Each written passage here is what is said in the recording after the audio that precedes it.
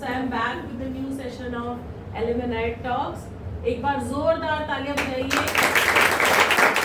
So आज की हमारी एलिमनाई है द्रक्षा सिद्दीकी। ये हमारे बैच 2023-24 पास आउट है। और द्रक्षा के बारे में अगर मैं आपसे कुछ चीज़ें डिस्कस करना चाहूँ तो ये बहुत ही शुरुआत से बहुत ही शाय स्टूडेंट रही है। 9th ग्रेड में इन्होंने हमारे स्कूल को ज्वाइन किया था और तब उस समय ये बच्ची बड़ी शाय और शांत रहने वाली बच्ची थी। अभी भी ये वैसी ही है, बट अब लाइफ के एक्सपीरियंसेस ने इनको बहुत चीज़ें सिखाई है। तो आज का जो हमारा जो हम जिस कंसेप्ट पे चल रहे हैं, जिस चीज़ों पे मैंने आपको शुरुआत करी, वो कंसेप्ट आज का हम एक दोहे से शुरू करेंगे। करत करत अभ्यास के जड़मति होत सुजान। सुना होगा आप सभी ने। करत करत अभ्यास के जड़मति होत सुजान, रसरी आवत जात है और सिर पर परत निशान। यानी अगर आप अभ्यास करते रहें, किसी चीज़ के लिए निरंतर बढ़ते रहें, तो आप एक दिन अपनी मंजिल को पा ही लेते हैं। यानी सूनर और later you will definitely achieve your goal. तो एक बार हम स्वागत करते हैं द्रक्षा का।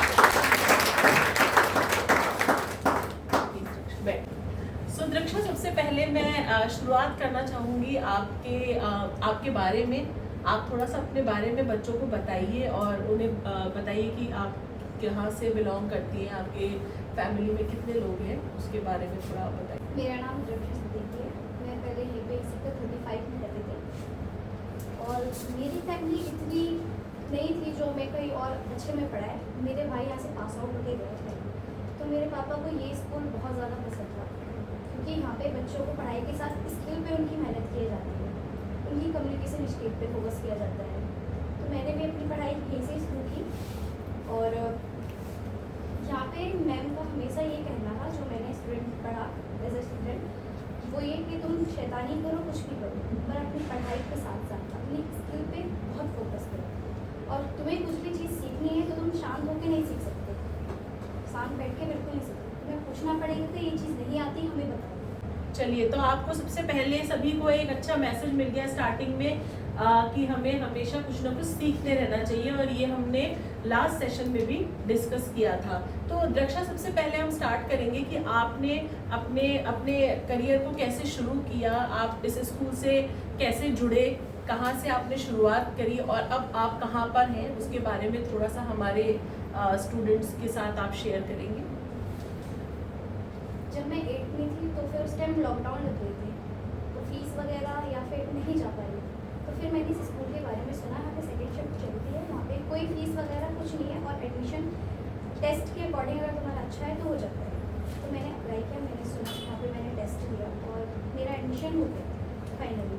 उसके बाद यहाँ पे एडमिशन होने के बाद घर में बहुत सारी परेशानियाँ वगैरह आई। फिर भी हमारे में ऐसा होता है मॉडर्नों में ज़्यादातर कि लड़कियों को नहीं पढ़ाया जाता, पर मैंने कहा भैया कि मुझे पढ़ना है। मैंने खुद के लिए स्टैंड लिया कि नहीं, मुझे ये चीज़ करनी है। लाइफ में खुद के लिए स्टैंड लेना भी बहुत ज़रूरी होता है।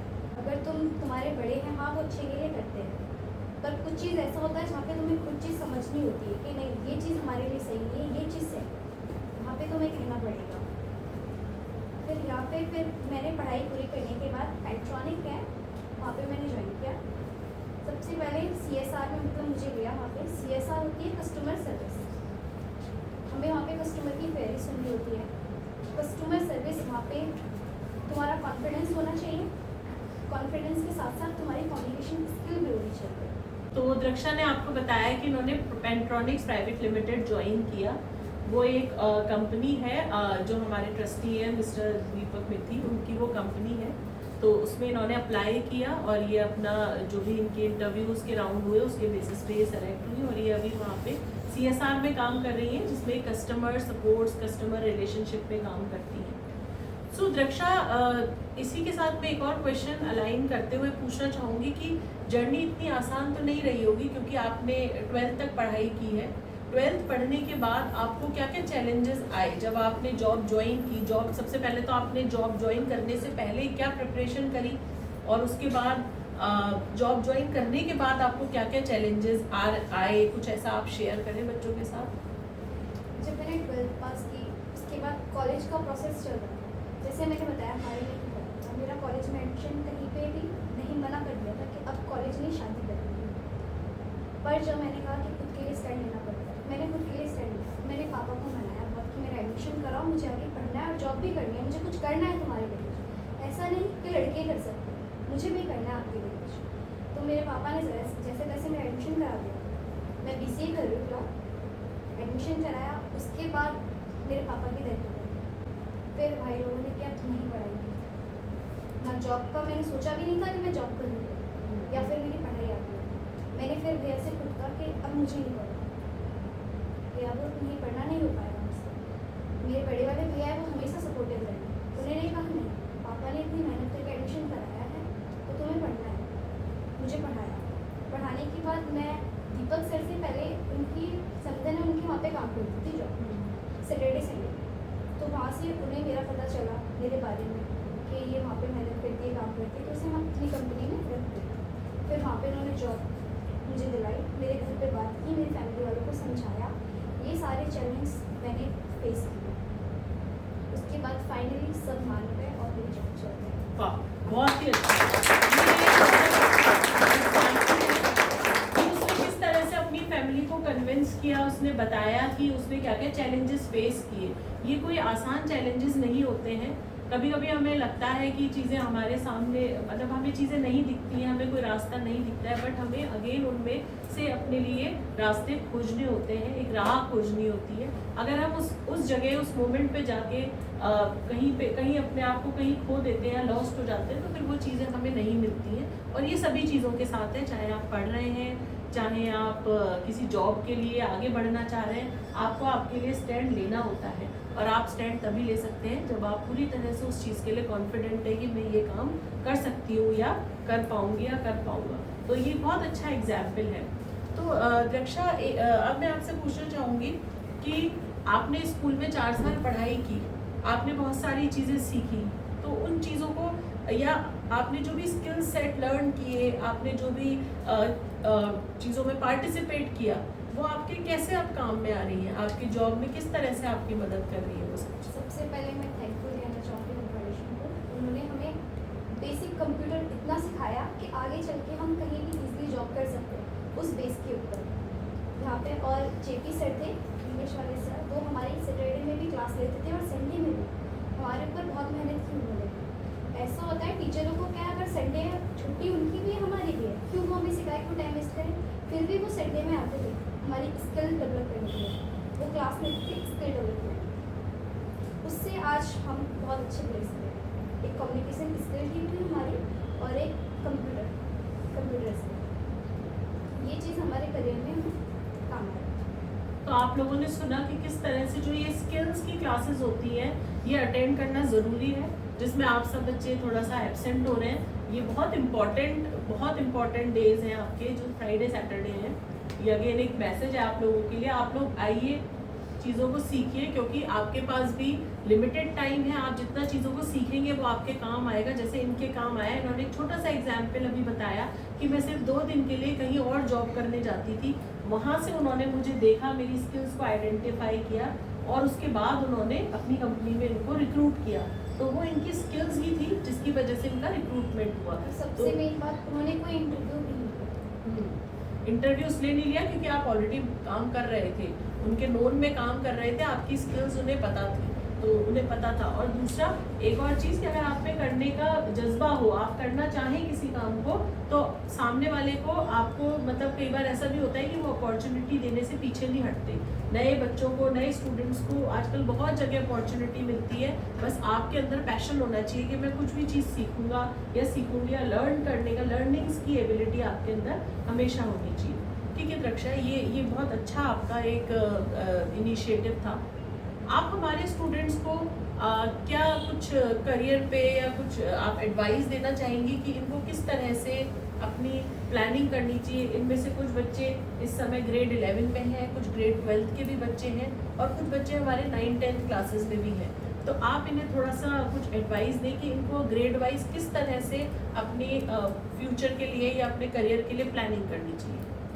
मैंने यहाँ तक ये एनालाइज किया है कि आजकल तुम्हारी डिग्री से ज़्यादा लोग तुम्हारी स्किल को देखते हैं कि तुम्हारे अंदर क्या क्वालिटी है। तुम 12th के बाद पढ़ाई करो, पर उससे पहले तुम अपने अंदर कोई ऐसी स्किल डेवलप करो कि जिसकी वजह से तुम्हें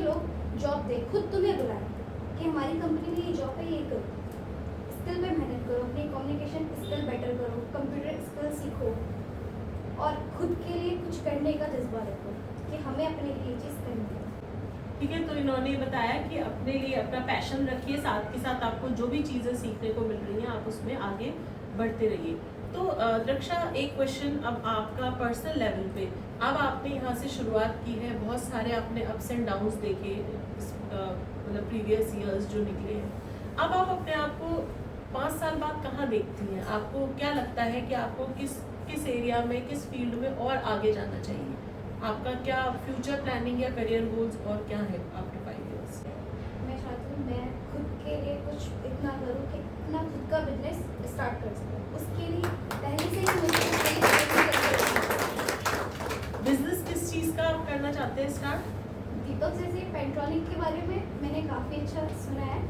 उनकी कंपनी जो है उस तरीके से ही मैं अपनी चाहती हूँ कि मेरी भी ऐसी खुद की कंपनी हो जहाँ पे हमारे मोबाइल्स के पार्ट्स वगैरह जो होते हैं, ये काम हमारा कभी भी नहीं रुकने वाला, क्योंकि ना ही कोई आज के जनरेशन में लैपटॉप सब चलाते हैं, फ़ोन यूज़ करते हैं, तो इनके पार्ट्स जो मैन्युफैक्चर वगैरह डिस्ट्रीब्यूट करते हैं, ऐसा ही हम खुद का बिजनेस स्टार्ट करें। ठीक है, ये बहुत अच्छी बात है कि ये अपने बिजनेस के बारे में सोचती हैं, और इतनी कम उम्र में इन चीज़ों को सोचना ही अपने आप में एक बहुत बड़ी बात है। जब हम लोग सिर्फ खेलते हैं, घूमते हैं, आउटिंग्स पे जाते हैं, उस समय में किसी भी स्टूडेंट का, किसी भी पर्सन का इतना एक डीप थिंकिंग करना कि हम आगे जाके अपना खुद का बिजनेस करना चाहते हैं, वो भी अपने आप में एक बहुत बड़ी बात है। एंड डेफिनेटली आप इसमें सक्सेसफुल हो, इसके लिए ऑल द बेस्ट हम सबकी तरफ से। सो द्रक्षा, अब मैं पूछना चाहती हूँ कि देखिए, सभी लोगों को पता होता है कि हमारी कुछ ना कुछ स्ट्रेंथ है, और सब लोग स्ट्रेंथ हाईलाइट भी करना चाहते हैं हमेशा कि मेरी ये स्ट्रेंथ है। तो क्या द्रक्षा, आप कंफर्टेबल हैं अपनी वीकनेस शेयर करने में? और अगर आपकी कोई वीकनेस है या थी, तो आप उसको ओवरकम करने के लिए आपने क्या किया, या आप क्या क्या इनिशिएटिव्स ले रहे हैं? क्योंकि ये बहुत ज़रूरी चीज़ है कि हमें अपनी वीकनेस भी पता होनी चाहिए, जिसके लिए हम कंटिन्यूसली काम करें। तो आप थोड़ा सा शेयर मेरी करें। वीकनेस ये थी, थोड़ा बात करने में मुझे हेजिटेशन होती थी, कम्युनिकेशन स्किल मेरी बिल्कुल ठीक नहीं थी, पर मैंने मेहनत की खुद पे, कम्युनिकेशन स्किल को अपने ठीक करने की कोशिश की, और अब भी मैं प्रैक्टिस कर रही हूँ। जब तुम्हें लगता है कि तुम किसी से बात नहीं कर पाओ, मिरर के सामने खड़े हो, तुम खुद से बात करो, तुम्हारी स्किल वहाँ पे डेवलप होगी, तुम्हें कम्युनिकेशन अच्छे से करनी आएगी। इसलिए मैंने CSR चुना, जिसमें कि हम कस्टमर से बात करते हैं, हमें अलग अलग तरीके के कस्टमर मिलते हैं, तो उसमें हम कस्टमर को भी पहचान सकते हैं कि कौन सा इंसान किस माइंड का हो सकता है, और उससे हमारी बात करने की तरीका, सारी चीज़ें हमारी ठीक हो सकती है। तो द्रक्षा ने बताया कि द्रक्षा पहले बात नहीं करती थी, और ये बात मुझे भी मालूम है क्योंकि मैं इसकी टीचर भी रह चुकी हूँ पहले। ये बहुत कम बोलती थी, और इनफैक्ट ये किसी चीज़ों में पार्टिसिपेट भी नहीं करती थी। कोई एक्टिविटीज़ होती थी, डांस होता था, तो द्रक्षा पार्टिसिपेट नहीं करती थी। फिर एक बार मैंने द्रक्षा को ज़बरदस्ती बोला कि तुम डांस करोगी। इसने डांस किया था, पर थोड़ा पीछे खड़ी थी। इसने करा था डांस, बट मतलब बहुत ज़्यादा पार्टिसिपेशन में वो नहीं थी इंटरेस्ट, पर बहुत अच्छा इसने परफॉर्मेंस किया था। तो उसके लिए एक बार बहुत ज़ोरदार ताली। बहुत अच्छा रखा, बहुत अच्छा कॉन्फिडेंटली उस चीज़ को लेके आगे बढ़ी। मेरा नाम रिया है, मैं 9th A में ही पढ़ती हूँ। मैं बताऊँ तो मैं अभी स्टार्टिंग में स्कूल ज्वाइन किया, तो मुझे बच्चों से बात करना, अपने क्लासमेट से बात करना तो हेजिटेशन फील होती है। टीचर से कुछ शेयर करना होता है तब हेजिटेशन फील करती हूँ। तो क्या करूँ मैं इसके लिए? तुम्हें अगर कुछ चीज़ समझ में नहीं आ रहा, तो उसके लिए तुम्हें पूछना पड़ेगा कि ये चीज़ नहीं आ रही, हमें बताओ। जब तक तुम खुद से किसी से नहीं पूछोगे या बात नहीं करोगे, तो आज के टाइम में कोई ऐसा नहीं जो तुमसे खुद आके बात करेगा, तुम्हें खुद कुछ करना पड़ेगा। और कई बार ऐसा होता है जैसे कि मैं स्किल्स क्लासेस लेती हूँ, तो मेरे को कुछ क्वेरीज रह जाती हैं, पर मेरे को ऐसा लगता है कि मैम ने समझाया है बहुत अच्छी तरीके से, पर मैं पूछूँगी तो बच्चे हंसेंगे, ये सब कैसे हैंडल करूँ?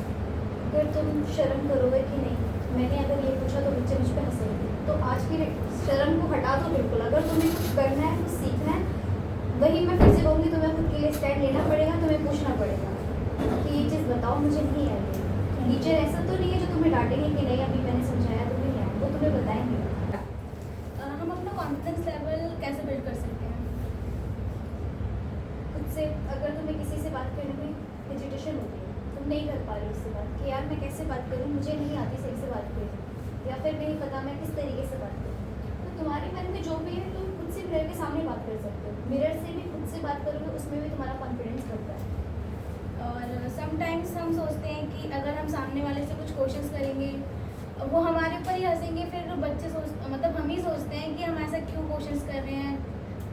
देखो अगर तुम क्वेश्चन नहीं करोगे या पूछोगे नहीं तो तुम्हें पता नहीं चलेगा जो तुमने कहा है वो सही है या गलत है, नहीं पता चलेगा। और जब तक जैसे तुमने किसी से गलत भी क्वेश्चन पूछा तो तुम्हें सही तो आंसर मिलेगा उसका।